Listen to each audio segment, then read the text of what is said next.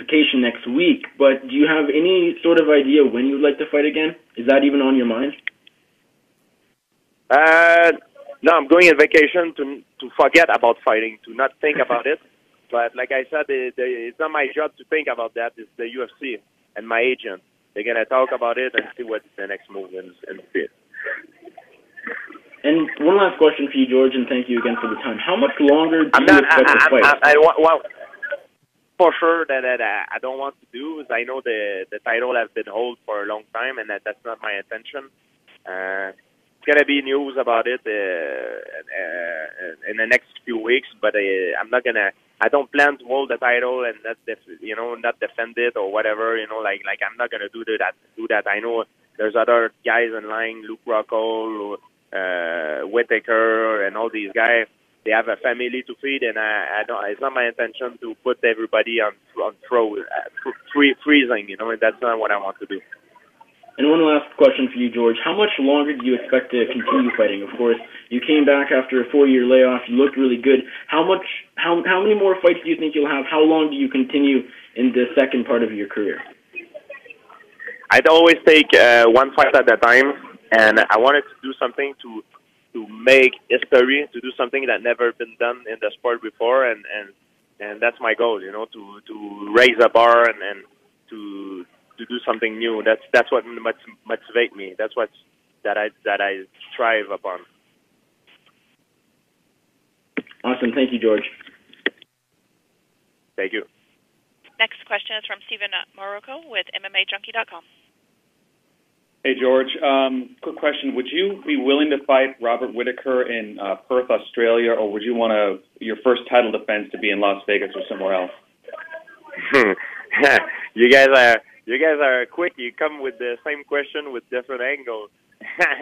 But it's okay.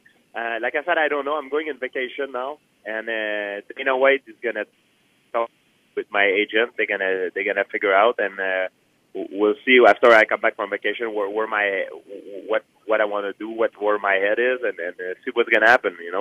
And like I said, I have no intention of holding on the belt and freezing the whole division. That's not what I want to do. So you guys are gonna be up to date soon.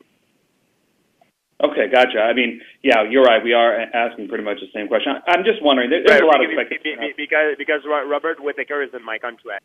If I want to come back, if I want to fight again, it has to be against Robert Whittaker at 185. That's in my contract.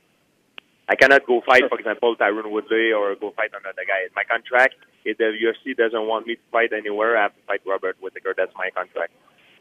That's the term of my contract. Why just one fight at middleweight? Why just one? Is that what you stipulated, or was that what they stipulated? No, because the UFC did not want me to go middleweight and drop the belt, go to another weight class, and because they want to protect. It's a business. They want to protect their belt. It's normal from their point of view. That's why they wrote that clause in my contract. Do you eventually want to return? I mean, are you saying right now that you fight Robert Whittaker and then go back to welterweight? I don't know. I don't know yet. I have no idea what's gonna happen. I'll find out soon, but I don't know yet. Is there any chance you might go on vacation? Any possibility you might just say, I don't want to fight anymore. I've done what I wanted to do. I came back. I won the middleweight title. I'm going to hang it up? I don't know. It's a good.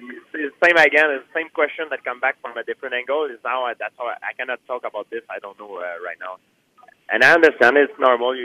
But I don't even know myself. Gotcha. We'll see what's going to be the next move. Awesome. Thank you.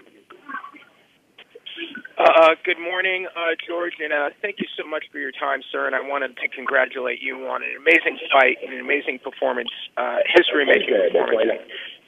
Congratulations on your middleweight title win, too. I was curious, when you left the UFC back in 2013 and you were welterweight champion, were you feeling complacent? And on any level, were you not feeling challenged at welterweight? No, I was challenged like crazy. I felt a lot of challenge, but I felt like I I was not happy. I was not happy. It was a lot of things in the sport that was different back then. The performance enhancing drug and I felt like it was always the same thing. And then that repeats itself with new challenger that always says the same thing. And I felt like as soon as I finished a fight, it was another guy challenging me, and another. I didn't have time to breathe, and all the pressure, the critic for too long. It hurt me, and yeah, that's how it was. Now I feel much better now. I'm very happy. Now, a lot of people with your win are talking about greatest of all time and pound for pound in MMA again. And I'm not going to ask you if you think you're the greatest of all time, but do you think on any level John Jones and his behavior and his activities have eliminated him from the conversation of best of all time, or do you think he should be still considered in that conversation?